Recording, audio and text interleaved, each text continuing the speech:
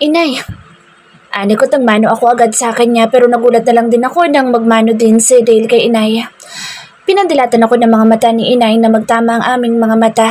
Natakot ako. Magpahinga na muna kayo at maya-maya kakain na tayo. Utos ni inay. Nagtungo kami kaagad sa maliit naming salas. Mabuti at may mga bagong gamit dito. Ate, ikaw ha? Asawa mo na pala si Kuya Dale? Pinikot mo ata si Kuya eh. Naiganalaki ng mga mata ko. Kilawak pa ng pagkakangiti nito at kinikilig ang dalawa kong mga kapatid kay Dale. Sino ba naman ang hindi kikiligin sa kanya? Ang heart niya lalo na't may abs pa siya. Lihim ako napatawa sa iniisip ko. Tumigil na nga kayong dalawa. Tulungan niyo si inay doon. Utos ko. Tumayo ko at iniwan ko si Dale. Nagpunta ako sa silid tulugan namin. Nagulat na lang ako sa mga nakikita ko dahil bago din ang mga gamit nila dito. Nahiga ako sa kama at nagpaikot-ikot na parang bata nang may biglang naglak ng pinto. Napabangon ako agad sa kama dahil nandito na din si Dale sa loob ng kwarto. Anong ginagawa mo dito? Mahinang pagkakatanong ko sa kanya. Ngumisi ito. Bawal bang pumasok ang asawa mo dito? Nabigla ito lumundag sa kama na ikinakunat ng aking noo. No, para kang bata, Dale. Ani ko nang akmang hinila niya ako para mapahiga sa katawan niya. Napahiyaw ako na ikinahalakhak niya. Pinalo ko siya sa kanyang braso. Mayos ka, Dale. Ayokong umungol dito. Ani ko nang may panggigigil. Tinapunan ko siya ng masamang tingin saka bumangon. Ate, kakain na po tayo. Tawag ng aking kapatid mula sa labas ng pinto. Binuksan ko iyon. Susunod na kami ng kuya mo. Sagot ko. Agad ko isinarado ang pinto pagkasabi ko. Dale, kakain na tayo. Tawag ko sa kanya ngunit hindi siya sumagot dahil nakapikit pa ang mga mata niya. Nakaunan pa ang dalawang kamay nito sa likod ng kanyang ulo. Tulog na siguro ito dahil napagod din siya sa pagdadrive kanina. Tanabihan ko siya at pinasadahan ko ng tingin na mukha nito pababa sa kanyang katawan. Napalunok ako ng aking laway nang matunto ng aking mga mata ang kanyang gitnang parteng namumukol. Gaano kaya kalaki ang kargada ni Dale? Tanong na isip ko dahil bakat na bakat sa kanyang pantalon ng kanyang alaga. Nang may biglang humawak sa akin leeg, sa kanya ako tinulak upang mapasubsob ako sa kanyang pagkalalaki. Napalakak pa siya sa ginawa niya. Dale naman! Sanghal ko rito. Maaga pa para pakainin mo ko niyan. Inis na ani ko. Bakit, Sophia? Pwede naman kitang pakainin kahit anong oras mo gusto. Pilyong sagot niya na ikinainis ko. Anong tingin niya sa akin? Patay gutom? Look, ayaw ko yung kainin. Manigas ka. Bahala ka na nga. Kain na tayo. Pag-aaya ko, inila ko ang kamay niya. Bumangon naman siya at sabay na kami lumabas ng kwarto na ikinagulat namin dalawa ni Dale. Dahil nandito mga kapatid ko at si inay na tila kinikilig din ng mga ito. Narinig kaya nila? Nagstay kami ni Dale dito sa bahay dahil bukas na bukas daw ay bibisitahin namin ang probinsya namin. Maaga pa naman para matulog kaya nandito kami sa labas, nag-uusap. Pinag-uusapan namin dalawa kung ilan daw ang anak na gusto ko. Huwag kang maingay at baka marinig ka ng mga kapitbahay. Baka sabihin pa nila na masipag kang gumawa ng bata. Ani ko dahil 100 daw ang gusto niyang anak. Samantalang ang akin naman ay 2. Napasimangod siya. Masaya talaga kapag maraming anak. Ayaw mo ba talaga ha, Sophia? Tumayo ako mula sa pagkakaupo ko. Pinag-cross ko mga braso ko sabay taas ng isa kong kilay. Ang hirap ko yung umiri, no? Saka huwag muna natin pag-usapan ng mga bagay na iyan, okay? Darating din tayo dyan. Napabugo siya ng hangin sa kanyang bibig. Tumayo siya at nalapitan ako. Umasok na tayo sa loob. Doon na natin natuloy ang usapan. Anya na ikinalaki ng mga mata ko. Umiling ako. Maaga pa naman kasi para matulog. Hindi talaga ako sanay na natutulog na maaga. Napangisi siya. Iba yatang iniisip mo sa sinabi ko, Sophia. Nagiging magugulatin ka na ngayon. Sabi ko nga, pumasok na tayo. Ani ko't bahagyang nauna akong pumasok sa loob ng bahay. Sumunod naman ito sa akin. Tulog na si mama, nandatnan ko siya dito sa loob pagkapasok ko at yung 2 kong mga kapatid ay nanonood dito sa kanilang mga cellphone. Sa salas matutulog ang mga ito bagamat kaming 2 naman ni Dale sa loob ng kwarto matutulog. Nahiga kami agad dito sa kama. Nakatalikod ako mula sa kanya pero napaiktad na lang ako. Nang pauso din ako malapit sa kanya. Sa kanya ako niyakap. Good night, wife. Anya. Sumilay ang ngiti sa akin labi nang sabihin niya iyon. Ngunit parang laging may kulang na gusto ko talagang marinig sa kanya. Nalungkot ako. Good night. Tipid kong tugon at ipinikit ko na lamang ang aking mga mata. Parang may kirot akong naramdaman sa puso ko. Sana masabi din niya sa akin ang salitang mahal kita. Kinabukasan pagkagising ko'y wala na si Dale dito sa tabi ko. Nang lingunin ko ito. Napakunot ang noo ko dahil iniisip kong iniwanan niya ako at naunang nagpunta ng probinsya dahil sa hindi ako nagising ng maaga. Bumangon ako agad at inayos ang aking sarili. Lumabas ako ng kwarto at iginala ang mga mata ko dito sa loob ng bahay. Wala akong nakitang Dale dito. Nilapitan ko si inay na nagluluto na ng pang-umagahan. Inay, si Dale po. Tanong ko agad ng balingan niya ako, agad ng tingin.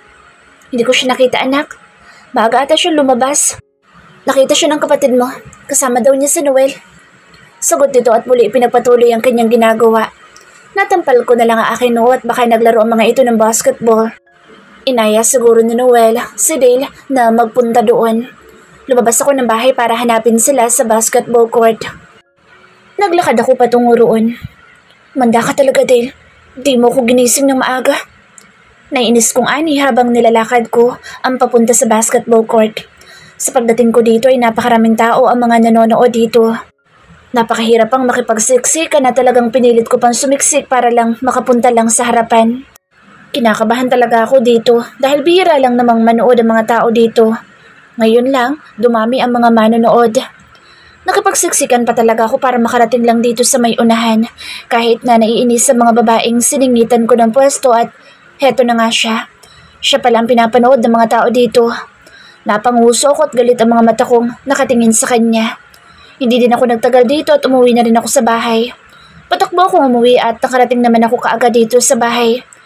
Ate, ano nangyari at nakabusangot ka na naman dyan? Tanong ng kapatid kong babae nang makasalubong ko siya dito sa loob ng bahay. Wala, gutom lang ako.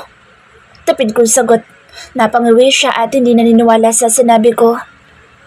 Si Kuya Dale ba ate kaya ka naiinis? Sabay iling pa nito at parang nangaasar pa eh. Kunwari ka pa, baka nagsaselos ka lang. Anya na ikinatawa pa niya. Hindi ko na siya pinansin at nilagpasan ko na lamang siya. Tinungo ko agad ang kusina at saktong nakahain na si inay ng mga pagkain dito sa mesa. Kumain ka na, Sofia. Pagkatapos mo ay maligo ka na rin para mamaya ay alis na tayo. Ani mama. Sige inay, kumain na po tayo. Nauna kaming tatlo na kumain at susunod na lamang ang dalawa. Need naming bilisan ngayon para makaalis na din agad at para makarating kami agad sa probinsya namin. Matapos din kaming tatlo na kumain ay wala pa din sila hanggang ngayon. Nainis na ako kaya't bumalik ako agad doon sa court. Pero pagkarating ko dito ay wala ng mga tao na nanonood. Nilapitan ko si Noel, ang aking kapatid at tila may hinahanap. Wala din si Dale nang hanapin ko siya dito. Asan na Kuya Dale mo? Nainis kong tanong sa aking kapatid na lalaki. Iniwan ko lang siya dito ate tapos bigla siyang nawala. Sagot niya. Anong ibig mo sabihin? Ha, Noel? Naglalaro lang kayo dito kanina. Halos dumugin na nga kayo dito ng mga babae sa paglalaro niyo dalawa eh. Ano yun? Itinakbo ng mga babae ang kuya mo? Nainis kong tura na lihim na nangiti ang aking kapatid. Bakit ka ngiti-ngiti dyan ha? Iniinis mo talaga ako Noel eh. Hanapin mo ng kuya mo. Naiinip na ani ko ngunit wala siyang pakialam kung magalit ako dito sa court. Wife! Anito sa akin likuran. Nanlaki ang mga mata ko at kinabahan sa pagtawag nito sa akin. Dahan-dahan ako napaharap sa kanya ngunit sa lubong ang mga kilay ko. Nang harapin ko ang gwapo kong asawa na pangiti-ngiti lang. Pinag-cross ko ang aking mga braso. Nandito na ako, wife. Anya. Ano naman ngayon kung nandito ka na? Masaya ka pa. Ani ko saka nag-walk out. Ngunit napatili na lang ako nang may umakbay sa akin. Tadapunan ko siya ng masamang tingin kahit nakangiti pa rin ito. Mayos ka, Dale ha? Nanggigigil kong sabi. Opo, asawa ko. Magalang niyang sagot na siyang kinagiliwan ko. Nagtatampo ka ba sa akin, wife? Ayaw na ayaw mo talaga ako mawawala sa paningin mo. Sweet talaga ng asawa ko. Anya. Che, asa ka naman. Pagtatry ko dito ngunit dinampian niya lang ako ng halik sa aking pisngi. Sorry na asawa ko. Iyong-iyo lang ako at hindi kailanman maaagaw ng iba. Anya, ang sweet naman ata ni Dale ngayon. Nakakapagtaka. Ano yun, suhol para hindi ako magalit? Ano ba yan? Parang ako pa naging stricto sa amin dalawa. Napaghahalataan na ata yun ni Dale. Pauwi na kami ngayon ng bahay. Nadatna na namin nakagayak na si inay pati ng aking kapatid. Magpapalit na lang din ako ng damit samantalang si Dale ay hindi pa man lang nakakaligo. Puno na din siya ng pawis sa kanyang katawan. Ngunit kahit pawisan siya, ay napakabango pa din niya. Akalain mo ba naman kung magpabango siya ay halos ipanligo na niya ang kanyang pabango sa katawan niya. Lihim na napaamoy na din ako sa kanyang kilikili. What are you doing, wife? Anito, na nakatingin na pala siya sa akin. Napakamot na lang ako sa aking ulo dahil nahuli niya ang pag-amoy ko sa kanyang kilikili. Wala. Sige na, magpalit ka rin ng damit mo dito. Iwan na muna kita at may gagawin lang ako sa labas. Ani ko, palabas na sana ako ng kwarto ngunit mabilis niyang nahuli ang kamay ko. Napaharap ako sa kanya. Bakit? Nagtatampo ka pa rin ba sa akin? Umiling ako. Bakit naman ako magtatampo, Dale? Maliit lang na bagay iyon. Sagot ko. I saw you lately. Nandun ka kanina sa basketball court. Bakit ka umalis kanina? Ha? Nakita mo ako? Nakang tanong ko. Hindi ko naman napansin kanina na nakita niya ako. Bahagyang nilapitan niya ako at napadikit sa malapad at matigas niyang katawan. Yeah, I saw you there. Sana'y pinanood mo ako hanggang sa natapos sa laro namin ni Noel. Napasinghap ako.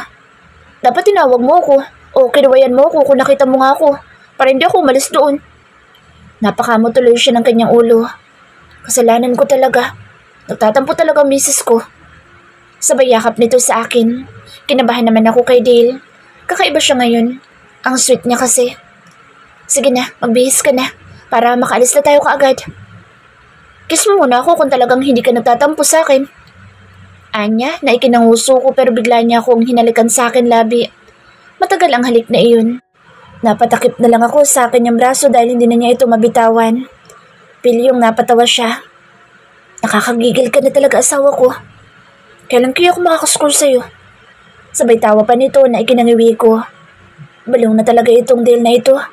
Kaya palang sweet niya nanggigigil na ito sa akin. Paalis na kami ngayon at papunta na kami sa aming probinsya. Excited na ako makita ang aming nayon kung saan ako lumaki. Sana maayos pa ang aming bahay kung saan kami tumira noon. Madadalaw na rin namin sa Itay na matagal na namin hindi nadadalaw. Kumusta na kaya doon? Papayag kaya si Dale na doon kami tumira? Ilan pa mga oras ang lumipas. Nakarating na din kami sa aming probinsya. Parang nangalay atang aking puwet dahil sa matagal na pagkakaupo ko dito. Parang pagod na din ang itsura ni Dale nang makita ko ito. Naunang bumaba ang aking mga kapatid. Excited na ang mga ito na makita ang aming bahay. Naunang nilibot nila ang aming lupain habang si inay ay makikita sa mukha niya ang kasiyahan. Sumunod na din kami ni Dale sa kanila at tinungo ang aming bahay. Ang mga kapatid ko'y tinungo agad ang bukid. Alam kong pupunta ang mga iyon sa kubo kung saan may ilog din doon.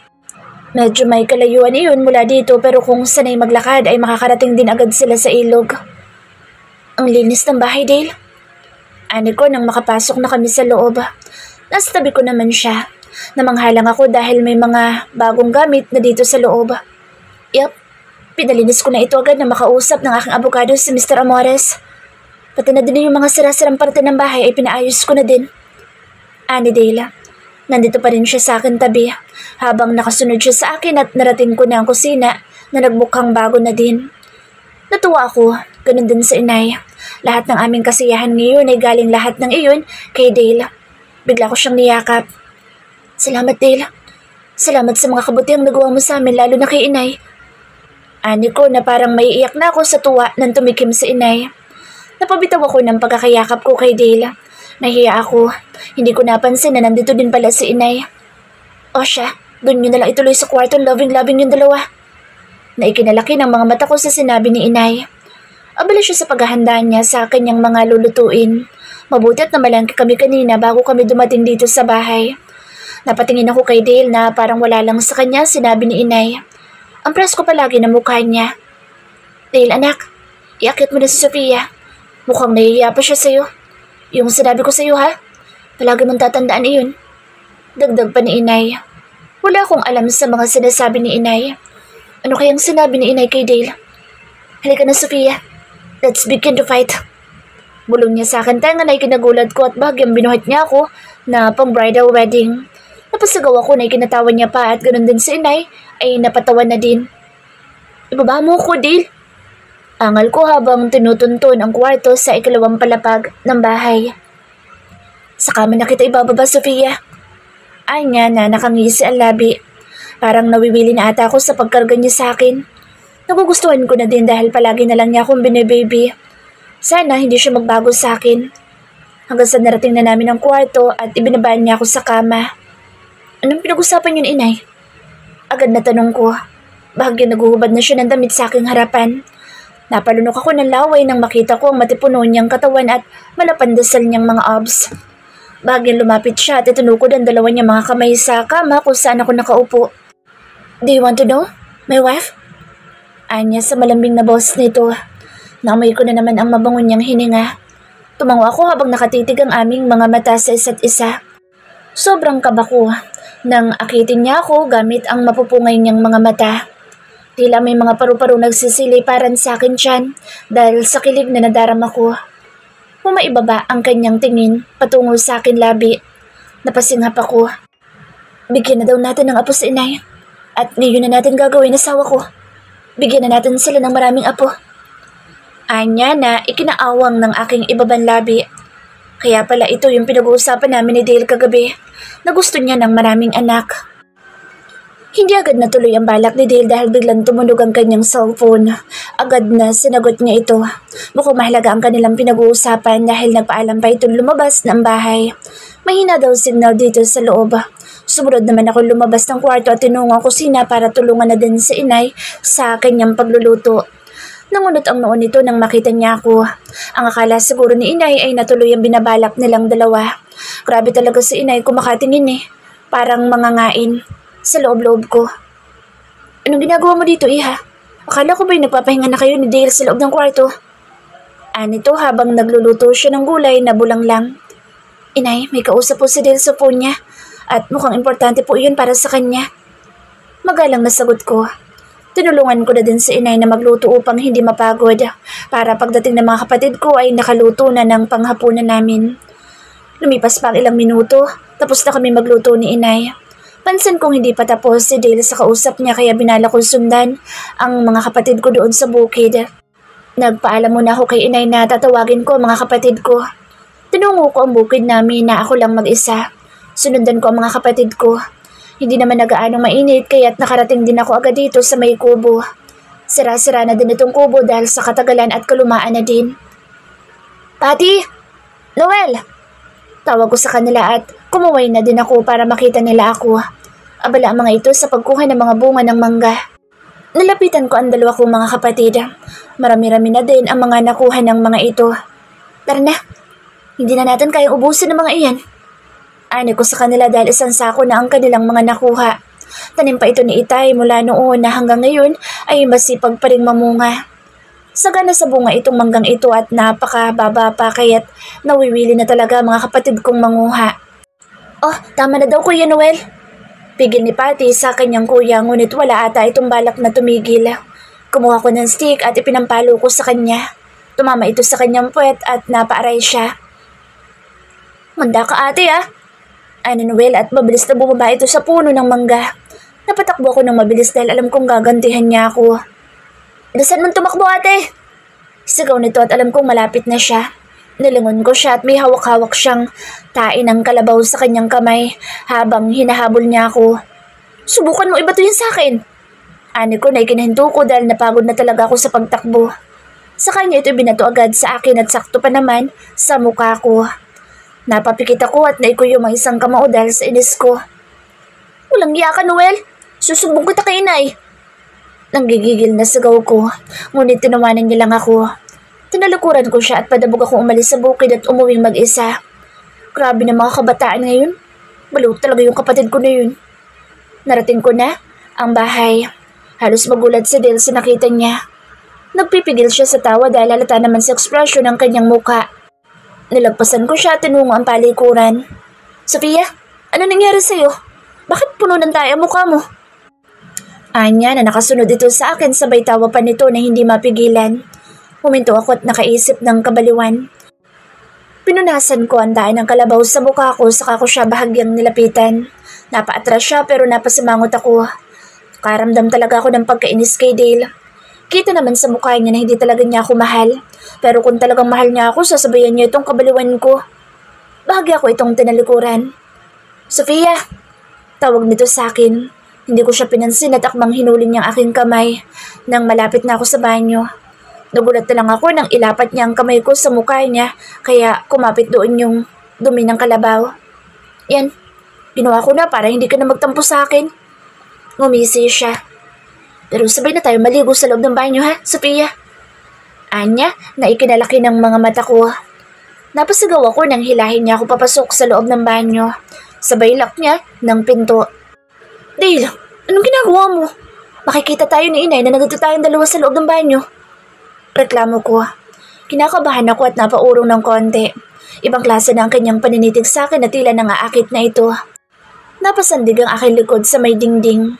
Ang liit pa naman ang spasyo dito sa loob kaya hindi na ako makakaiwas sa kanya kung may binabalak man ito. Mag-asawa na tayo, Sofia. At huwag ka mag-alala. Hindi magagalit ang inay mo sa atin. We have the right to do this as a couple. We're married, right? Anito at bagyang hinaplos nitong aking pisngi. Don't worry. Igagalang pa rin kita kung ayaw mo. You have the right to choose, Sofia. I won't force you if you don't want to do what I said. Automatic kung saan nito. Hindi ako nakaimik. Gusto ko namang gawin iyon kaso baka mapaungo lang ako at baka marinig lang nila inay. Maligo na tayo, Dale.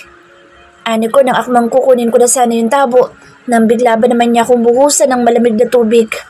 Napasigaw ako at nanginig. Ang lamig, Dale. Tama na. Hindi siya nakinig at patuloy lang ito sa pagpapaligo niya sa akin. Naramdaman ko na lang ang kamay niya na sinasabunan niya ako. Nakiliti na lang ako na sabunin niya din ang aking dibdib. Tinampal ko ang kamay niya. Ang galing manansyang ha? Kating-kating na kasi ang kamay ko, wife. Na ikinatawa pa niya. Pinalo ko ang kanyang braso. Baliw. Ano ko at naunan lumabas ng banyo. Iniwan ko siya mag-isa sa banyo. Masyado siyang gigil lalo na nang maramdaman ko ang paghawak niya sa aking katawan. Nakabihis na ako nang papasok na si Dale dito sa loob ng kwarto. Mamayang gabi, Sofia. Sabay kindat dito sa akin na ikinangiwi ko. Tinapunan ko siya ng masamang tingin. Naku, Dale, tumigil ka sa karutan mo. Maririnig tayo dito. Gusto mo bang mai-record tayo ng mga kapatid ko? Ha? Pagtatry ko habang nakakross ang mga braso ko. Let's see kung hindi ka bibigay mamayang gabi. Anya pa at talagang may balak talaga sa Dale. Napailing na lang ako at naunang nagtungo ng kusina. Nakain na si inay sa mesa ng datnan ko. Ang dami niyang niluto ngayon. Talagang may balak din si inay na busugin kami ni Dale. Ate, tawag sa akin ni Noel na kararating lang. Nagsalubong ang mga kilay ko dahil nainis pa din ako sa kanya. Bakit? Magsusorry ka na ba sa ginawa mo sa akin? Napangiwi siya. Akala ko pa na may magsusorry siya. Hindi naman pala. Hayain ko si Kuya Dale na uminom mamayang gabi, ate. Anito na ikinalaki ng mga mata ko. Talagang may balak ang mga ito sa amin. Oh, bakit natulala ka, ate? Naku, natatakot yan kay Kuya. Pakipot pa kasi si ate. Ani naman ni Patty. Pinagkakaisahan nila ako at talaga namang nakangisi pa si Dale nang tapunan ko siya ng tingin. Naku, bahala kayo kung ano gusto niyong gawin. Kayo na bahala sa Kuya Dale niyo. Basta ako, matutulog na mamaya. Ani ko. Sa gwapo ni Kuya Dale, posibleng tulugan mo siya, ate. Dagdag pa ni Patty. Nangingit-ngit ang mga ngipin ko dahil sa galit. Pinagkakaisahan nila akong lahat. O siya, kumain na tayo at baka magtampo ang atin nyo. Umurong pa yan. Ani pa ni inay. Ako patuloy na nahihiya sa mga pinagsasasabi nila kahit nandito pa si Dale sa akin tabi. Hinawakan niya aking kamay at marahang pinisil niya ito. Relax, Sofia. Sakyan mo na lang sila. Ako ang bahala. Anya. Isa ka pa. Sabay agaw ko sa kamay ko. Napasimangot na lang ako. Hindi kasi nila alam kung anong nararamdaman ko. Medyo natatakot pa ako sa ngayon at hindi pa buo ang loob ko dahil may part pa rin sa akin na kailangan ko pang makasiguro kung talagang mahal niya ako. Lalo na sa sinabi ni Brent na mas lalong bumabagabag sa akin. Aaminin ko, masaya naman ako na kinasal ako sa kanya. Subalit paano kung dumating yung time na bumalik ang babaeng mahal niya? Kami pa rin bang pipiliin ni Dale kung sakaling mabigyan ko siya ng anak? Napasilip ako sa may bintana at nakita ko si Dale na halatang lasing na ito. Ganon din ang aking kapatid na si Noel. Mga lasing na nga ang mga ito. Lumabas ako ng kwarto at pinuntahan ko siya. Pagkarating ko dito sa labas ay agad kong nilapitan si Dale. Napatingin siya sa akin. Namumungay na din ang mga mata nito. Tinaasan ko siya na isa kong kilay. Naku kuya, sinusundo ka na ng misis mo. Ani Noel na nakatawa ang muka. Ngumisi si Dale. Tumayo siya at nilapitan niya ako. Kinabahan ako sa paglapit niya. Naamoy ko na lang sa kanyang hininga, naamoy gin. Napangawi ako at napahawak sa ilong. Baho mo, Dale? Ani ko nang nasa harapan ko na siya. Matutulog na ba tayo, wife? Halos masuka ako sa amoy ng kanyang hininga. Ang tapang kasi ng amoy ng gin. Baho mo talaga, Dale. Ani ko kahit nakatakip ng aking ilong ay naamoy ko pa rin ang kanyang hininga dahil sa walang hiyang gin na iyon. Tumawa si Dale. Don't worry, wife. Magtututbrush naman ako. Ani to saka hinila niya ako papasok sa loob ng bahay. Wala naman akong angal hanggang sa makapasok na kami sa loob ng kwarto. Wait me here, wife. Maglilinis lang ako ng katawan ko. Anya. Nalanghap ko na naman ang kanyang hininga nang ilapit niya sa akin ang mukha nito. Kinabahan ako sa sinabi niya. Kung may balak siya, walang magaganap ngayon. Hanggang sa unti-unti kong naipikit ang aking mga mata, ay saka palang pumasok si Dale dito sa loob ng kwarto at tinabihan niya ako rito sa kama. Good night, wife. We're leaving tomorrow early. Pinapauwi na tayo ni Lolo. Anito, nang bahagya niya akong yakapin at tumalik pa ito sa akin labi. Agad na natulog na din si Dale na silipin ko ito sa akin tabi. Thanks God at hindi natuloy ang kanilang balak. Akala ko'y gagapangin na ako ni Dale ngayon.